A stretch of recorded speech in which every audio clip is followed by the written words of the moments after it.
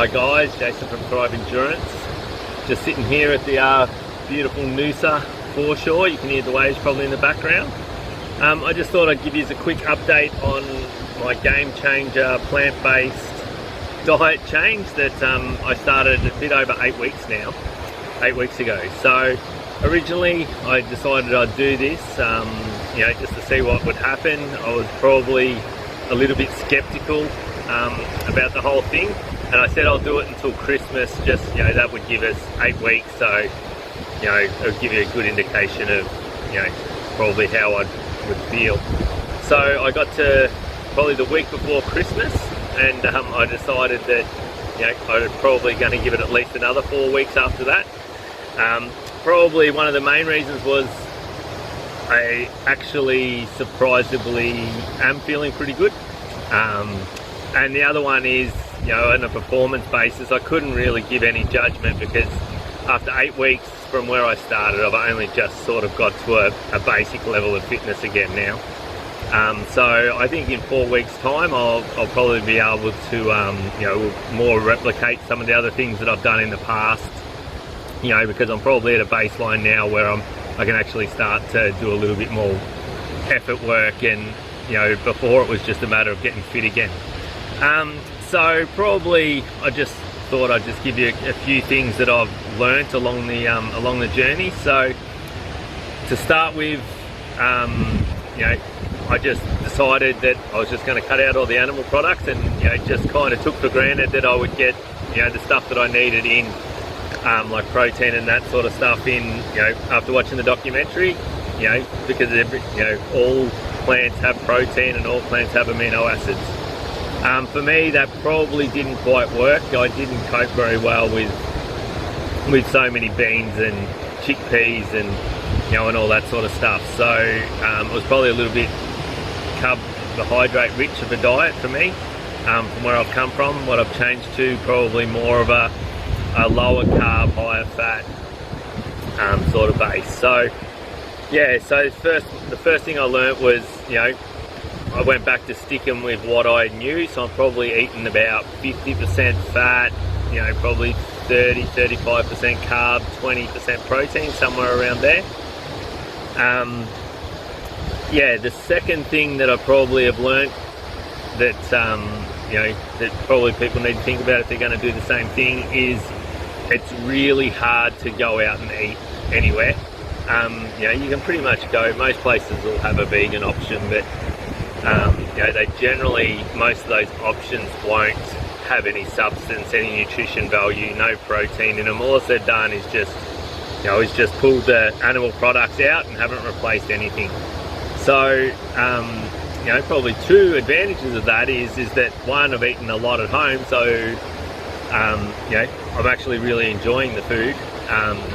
We're using a lot of tofu, tempeh, seitan, pumpkin seeds, sesame seeds, peanut butter, some hemp seeds, chia seeds, flax seeds, all these sort of things to get the protein in. So there is a lot of options out there. You just need to just probably do a little bit more research and work out. Like a couple of things that I found out was everyone was saying that you won't get your amino acids and that sort of stuff, and then I looked up, so say hemp seeds and soy both are higher in amino acids than whey protein and eggs. So you can definitely do it. It just takes a lot more planning, and it's a lot harder if you go out. Like if you go out, you pretty much have to somehow have some form of protein before your meal or after your meal, because you're probably not going to have too much substance in that meal when you go out. The other good thing is that we've eaten home a lot, and not buying meat, so it has been relatively cheap. So that's been another good thing of it.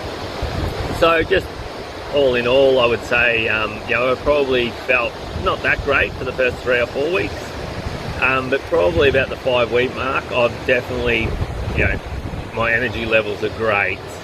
My clarity in my head's good. If anything, I get tired because I'm thinking too much now.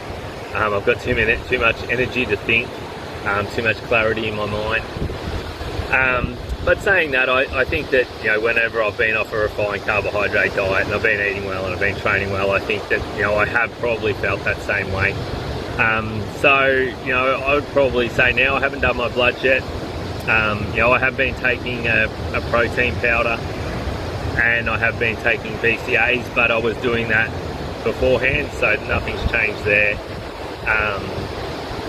You know, the only probably other main point that I've been thinking about, you know, is that as soon as I started this, everyone sort of like, you know, the thing was, oh, you have to eat 120 grams of protein, 140 grams of protein. And I went, oh yeah, this is impossible to do.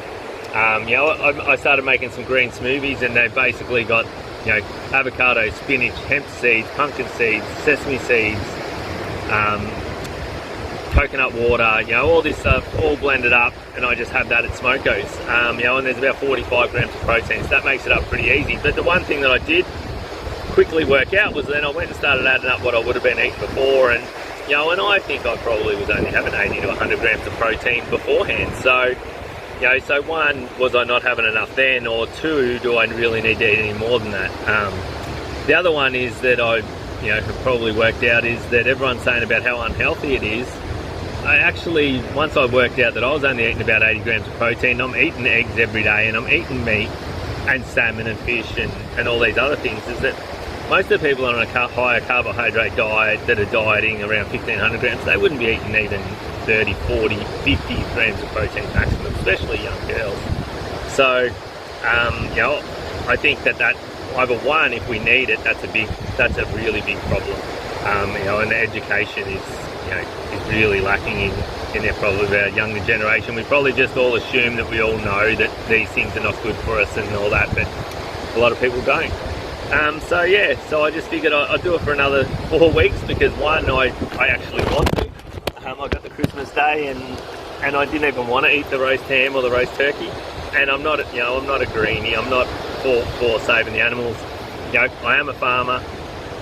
You know, I do see the environmental impacts that it does have. So I think even if everyone if we ate a little bit less meat, you know, and we didn't do as much factory farming, that, you know, it would be better for the environment. But, you know, yeah, I'm actually a little bit surprised, like, except for eggs, and I'm not even really, like, the only thing that I would say is that with the thing is when you go out to eat, I think I'm actually half the time making worse choices trying to avoid animal products. So I think that, you know, going forward after it, I think that if I go out, that I potentially would eat eggs or something like that that's going to have the protein in it, rather than eating an empty animal-free source of junk food.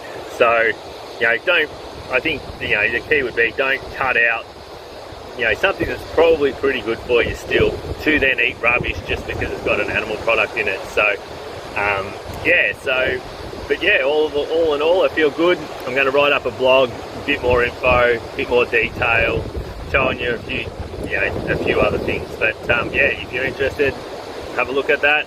Otherwise, probably talk to you in another 4 weeks' time, once I maybe finish or maybe I continue. So we'll just see how we go. All right, thanks guys. Cheers.